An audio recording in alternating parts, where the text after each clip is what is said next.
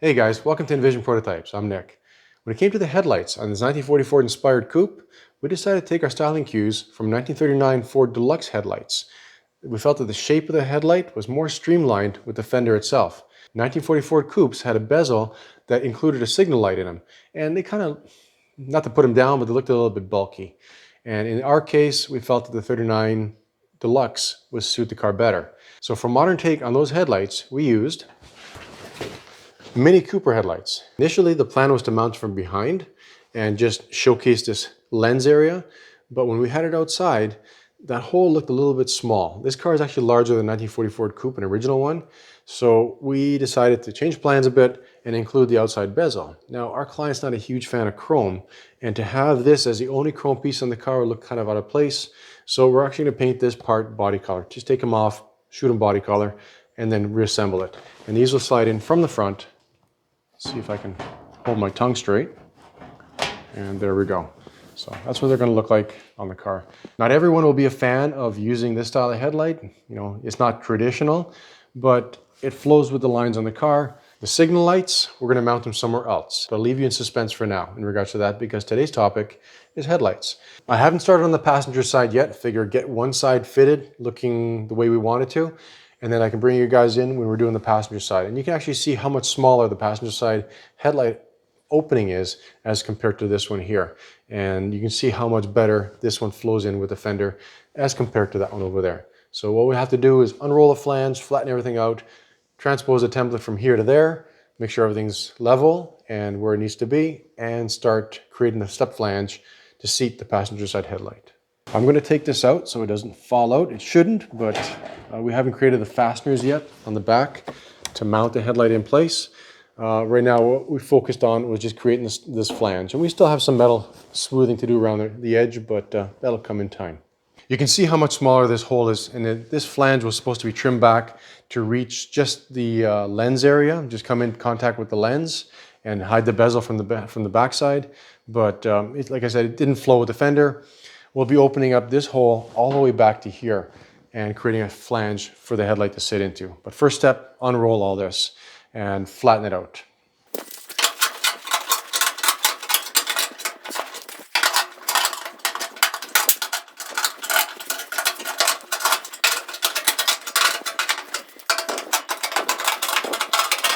In the other episode, when we were forming this fender to the buck, I took and rolled this edge, and you can see after rolling it how much longer this leg has gotten.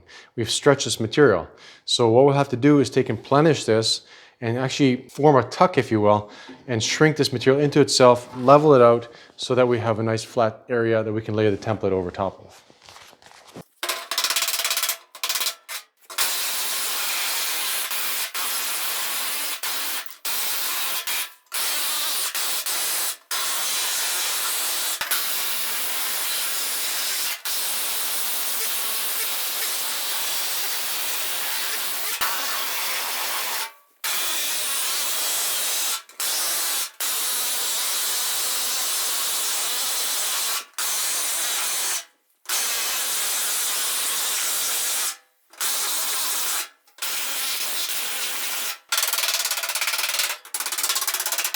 That's where the headlight's going to go, right there on the passenger side.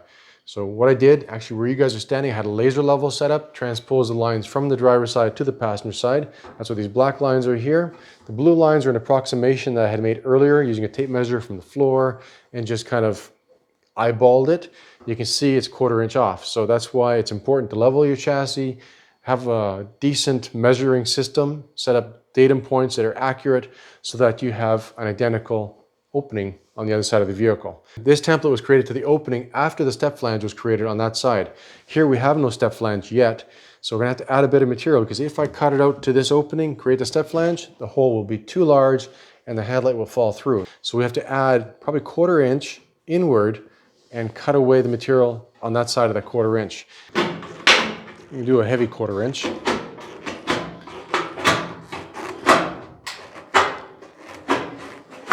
This outside edge has to be reformed because when the headlight sat from the inside, we had a different angle of approach into the headlight. Now that it's coming from the outside, it has to flow in properly into that outside chrome bezel area and right now it's coming in too sharp. So I'll have to take and reform this, stretch this out, bring it around so it comes in seamlessly into the headlight. And then at that point, we can start overlaying our template and determining exactly where the flange needs to go. Because at this point, it's close, but it's not exact yet.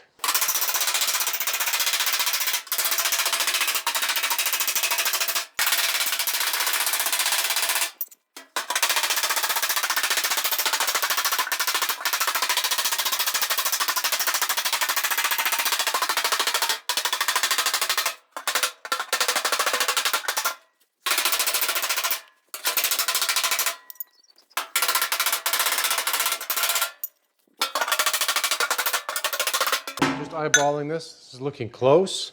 Looks a bit rough at the moment, yeah, but it's, you know, it's coming along.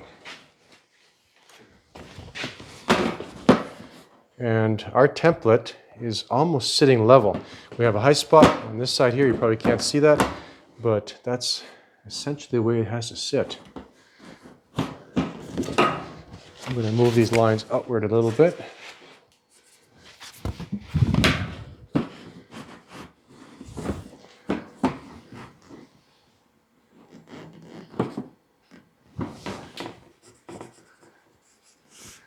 Good.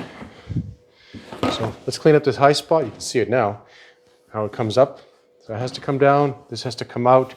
So for this to go down, this has to be stretched out. You know, that's material has to go somewhere. You can't just make it vanish. And at this point, we can't roll it through the English wheel and stretch it out. It has to be done by hand. As I'm stretching this, it's just coming out, that's going down. I haven't even hit that yet. Maybe say, well, Nick, how come you didn't do this in the first place and have the headlights come in from the outside in the very beginning? Well, we had a certain look we wanted. The car actually told us, no, I don't want the headlights from the inside, I want them from the outside. And well, we have to listen to what the car says. Right now, I'm just leveling. I don't want to peen this because otherwise I'll stretch the material and then this will have to stretch out even more.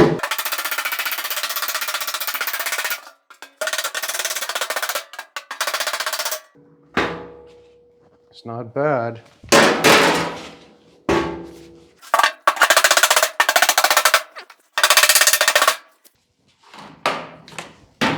That'll probably hit me in the head later on.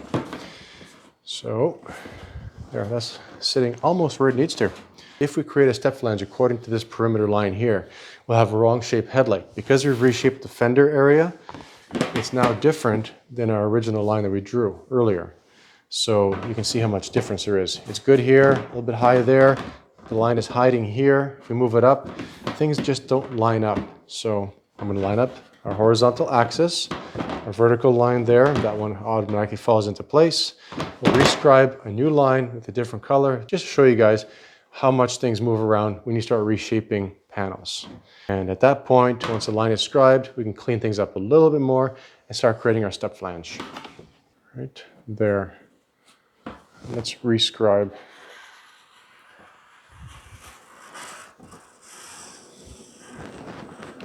Now this is the opening of the hole. So we're going to have to add material so that the flange is on the outside of this. This is the opening that we have for the headlight. Our flange, step for the flange is way out here. So we're going to have to measure the driver's side, find out how much we need to move out, and create another line on the outside of that, and that's where we start creating the step. Later on, we can trim away a little bit more of this opening, but right now we need something to work with. Okay, so after some calculations, we need to add 1/2 inch.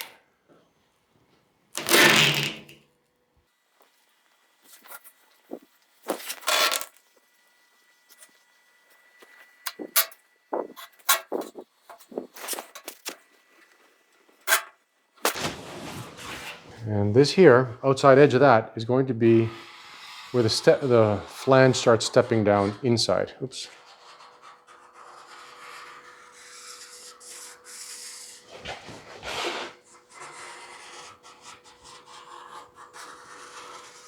the outside edge of the Sharpie might be a little bit wavy from my hands shaking like that when I'm going around the perimeter. But soon as we, hopefully that's dry enough. Come on. As soon as we unroll this, we have a very nice crisp line on the inside of that Sharpie edge. And that's what I'll be going to. Let's start flanging. So this is our trusty little manual pull mats. I'm going to be lining up that inside edge, because I need this to go down, this flange to go down, inside edge with the inside of that Sharpie. And I'm going to work my way all the way around and create that initial step. We will have to be adjusting as we're going along, but other than that, the curvature should fall into place because now we've shaped the fender to where it needs to be to accept the new headlight.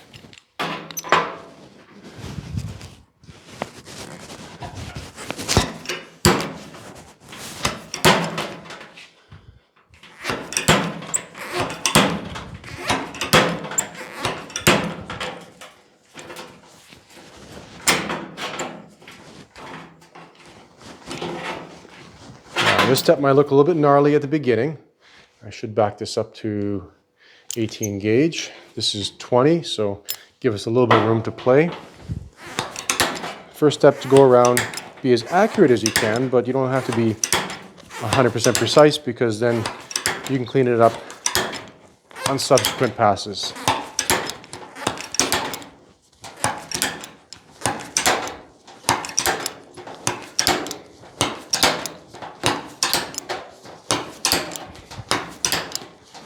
Hand tired yet?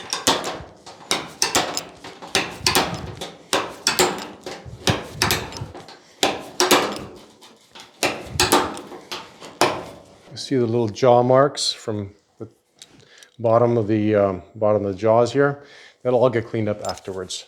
And we have actually too much material inside. You can see it's starting to buckle up. So as we're cleaning this up, we'll be trimming the edge away and just kind of bringing this down to where it needs to be.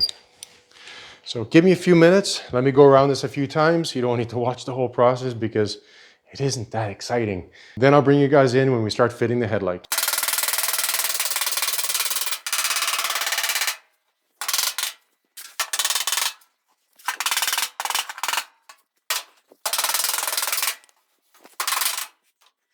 All right, guys.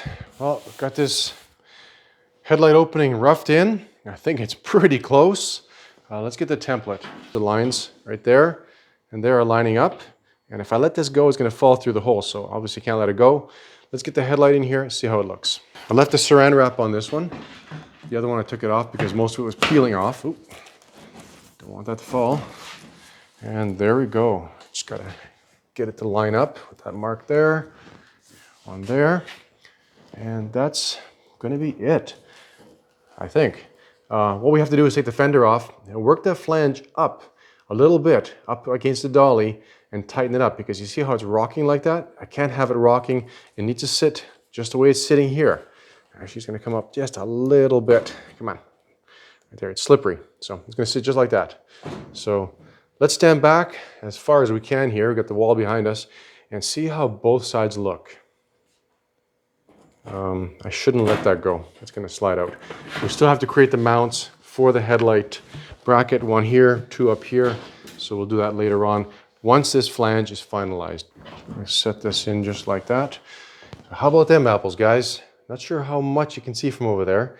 Probably just a curvature. We still need to finalize the flange on this fender, on the back side of the headlight there where it sits. This has to be adjusted through here a little bit so it doesn't rock. And we can't have that. We need a nice consistent surface for the headlight to sit on.